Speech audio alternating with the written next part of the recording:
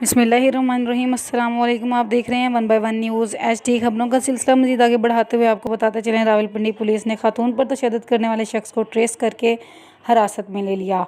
खातून पर तशद्दुद की वीडियो सामने आने पर CPO मोहम्मद एहसन यूनुस ने नोटिस लेते हुए तहकीकात और कार्रवाई का हुक्म दिया था। SHO एयरपोर्ट और टीम ने खातून पर तशद्दुद में मुलविस मुलजिमान हमाद शाह को ट्रेस करके हिरासत में ले लिया। मुतासरा खातून का कहना है, मुलजिम रिश्तेदार है और मुझे तलाक दिलवाकर शादी करना चाहता था, इनकार पर तशद्दुद करने लगा। मुलजिम को ठोस शवाहद के साथ चलान करके इकरार वाक़या सज़ा दिलवाई जाएगी। CPO मोहम्मद एहसन यूनुस ने कहा, ख़वातीन पर तशद्दुद काबिल बर्दाश्त नहीं, ऐसे मुलजिम कानून की गिरफ्त से नहीं बच सकते। उनका मज़ीद कहना था, मुलजिम को इकरार वाक़या सज़ा दिलवाने के लिए तमाम कानूनी तकाज़े पूरे किए जाएंगे।